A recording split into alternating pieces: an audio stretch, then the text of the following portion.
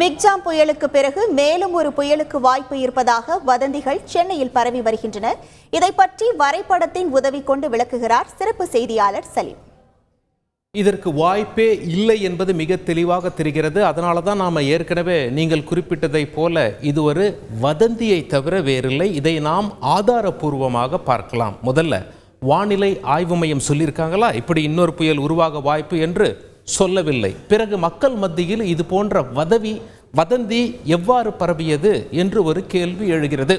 அதாவது சில முன்னணி செய்தித்தாள்களில் ஒரு செய்தி வெளியாச்சு. ஆமாம், ஒரு காற்றழுத்த தாழ்வு பகுதி போல் ஒன்று உருவாகி இருக்கிறது, புயலாக உருவாகக்கூடும் என்று. உடனே மக்கள் மத்தியில் ஒரு பதட்டம் வந்துவிட்டது. ஆனால் அந்த செய்தித்தாள்லேயே ரொம்ப தெளிவாக குறிப்பிட்டிருந்தாங்க, இது உருவாகி இருப்பது வங்கக்கடலில் அல்ல, அரபிக்கடலில்.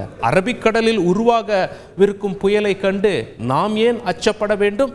அது புயலாக உருவாகிறதா என்பதும் இன்னும் தெளிவாக புரியவில்லை. வாங்க இப்போ அப்படியே வானிலை மேப், அதாவது சேட்டிலைட் செயற்கைக்கோள், நம் பூமியிலிருந்து சுமார் 36,000 கிலோமீட்டர் உயரத்திலிருந்து மேக கூட்டங்கள் எவ்வாறு நகர்கிறது, ஒரு காற்றழுத்த தாழ்வு மையம் புயலாக மாறக்கூடுமா என்றெல்லாம் கண்காணித்து கொண்டிருக்கிறது. தெளிவாக பார்க்கலாம். வாங்க இங்கே பாருங்க, வரைபடத்தில் நம் தமிழகத்திற்கு அருகே இருப்பது வங்கக்கடல், பே ஆஃப் பெங்கால். கேரளாவிற்கு அருகே இருப்பது அரபிக்கடல். இப்பொழுது புயலாக உருவாகக்கூடும் என்று பேச்சு ஏன் வந்தது என நாம் பார்த்து விடுவோம். இங்கே பாருங்க, இந்த பகுதியில் ஒரு டிஸ்டர்பன்ஸ் இருப்பது நமக்கு தெரிகிறது. மழை மேகங்கள் தீவிரமாக இருப்பது தெரிகிறது. இங்கே ஒரு சுழற்சி இருப்பதும் நமக்கு தெரிகிறது. எனவே எந்த பக்கம் இந்த சுழற்சியானது இருக்கிறது என்பதை நாம் தெளிவாக சிந்திக்க வேண்டும். எந்த பக்கம் இந்த சுழற்சியானது இருக்கிறது, இது ஒருவேளை நகர்ந்து வந்தாலும் எந்த பக்கம் வரும்? அரபிக்கடலில் மேல் பயணிக்கும். அரபிக்கடல் மேல் பயணித்து நகர்ந்து புயலாக மாறி வந்தால் எந்தெந்த மாநிலங்களை தாக்கும்? கேரளாவையும் தெற்கு கர்நாடகாவையும் தாக்க வாய்ப்பு இருக்கிறது. இதற்கு தமிழக மக்கள் ஏன் அச்சப்பட வேண்டும்? ஏன் இதை பற்றி கவலை கொள்ள வேண்டும்? தெளிவாக சிந்திக்க வேண்டும். ஒரு புயல்னா திடீரென புயலாக வந்து விடுவது கிடையாது. முதல்ல காற்றழுத்த தாழ்வு பகுதி என்று ஒன்று உண்டாக வேண்டும். பிறகு அது வலுப்பெற்று காற்று அழுத்த தாழ்வு மண்டலமாக மாற வேண்டும். பிறகு அது புயலாக மாற வேண்டும். பிறகு தீவிர புயலாக மாற வேண்டும். இவ்வளவும் அது நகரும் போது நடக்கும். இப்பொழுது பேசப்படுவது நாம் தெளிவாக பார்ப்பது போல் அரபிக்கடலில் ஏற்பட்டுள்ள ஒரு சிறிய மாற்றங்கள். நம் தமிழகத்திற்கு பக்கத்தில் வங்கக்கடலில் எந்த ஒரு மாற்றமும் இல்லை என்பது நமக்கு தெளிவாக தெரிகிறது. பாருங்க, அதனால இன்னொரு புயல் உருவாகிறது, அது நம் தமிழகத்தை தாக்கும் என்று யாராவது சொன்னால் அது ஒரு வதந்தி என நீங்கள் தெளிவாக புரிந்து கொள்ளுங்கள். இப்போ நாம் பார்க்குற இந்த சேட்டலைட் செயற்கைக்கோளானது அமெரிக்காவினுடைய GFS.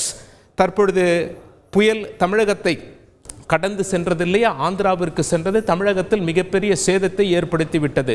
இதை துல்லியமாக காட்டியது அமெரிக்காவின் GFS. அதாவது செயற்கைக்கோள் கொடுக்கும் புகைப்படங்களை வைத்து கணினி இவ்வாறு நகர்ந்து வந்திருக்கிறதா, மேக கூட்டங்கள், காற்று அழுத்தத்தில் ஒரு தாழ்வு இருக்கிறதா, வெப்பநிலை எப்படி இருக்கிறது, இனி அது எவ்வாறு நகர வாய்ப்பு இருக்கிறது, புயலாக மாறுகிறதா என்றெல்லாம் கணிப்பை தரும். அது போன்ற துல்லியமாக கொடுத்தது GFS. ஆனால் அதே GFSல் நாம் பார்க்கும் பொழுது மேலும் இந்த மாதத்தில் தமிழகத்தை தாக்குவது போல் எந்த ஒரு புயலும் உருவாக வாய்ப்பில்லை என்பது தெளிவாக தெரிகிறது. இன்று நாம் பேசும் தேதி பாருங்க, டிசம்பர் 6ஆம் தேதி புதன்கிழமை மாலை 6 மணி நிலவரப்படி பார்த்து கொண்டிருக்கிறோம். அப்படியே சற்றே ஓட்டியும் பார்த்து விடுவோம், நாளை எப்படி இருக்கும், நாளை மறுநாள் எப்படி இருக்கும் என்று. இங்கே பாருங்க, நாம மார்க் பண்ணியிருக்க பகுதி கூட சற்றே அந்த பகுதியில் தான் நகருகிறதே தவிர எந்த ஒரு தாக்கமும் நம் தமிழகத்திலேயோ அல்லது வங்கக்கடலிலோ இல்லை என்பதை நாம் புரிந்து கொள்ள வேண்டும். இங்கே பாருங்க, அந்த புயலானது இன்னும் அதை புயல்னு தெளிவாக சொல்லல. ஒருவேளை அது புயலாக உருவானால் கூட அது எதை நோக்கி நகர்கிறது? கேரளாவையும் கர்நாடகாவையும் நோக்கி நகர்கிறதே தவிர நம் தமிழகத்தை நோக்கி வர எந்த ஒரு அறிகுறியும் இல்லை என்பதை நாம் தெளிவாக புரிந்து கொள்ள வேண்டும். எனவே இன்னொரு புயல் இந்த மாதத்தில் தமிழகத்தை தாக்க வருகிறது என்பது ஒரு வதந்தியே தவிர வேறில்லை. அதை நாம் ஆதாரபூர்வமாக பார்த்தோம். செய்திகளை உடனுக்குடன் தெரிந்து கொள்ள உடனே சப்ஸ்கிரைப் பண்ணுங்க.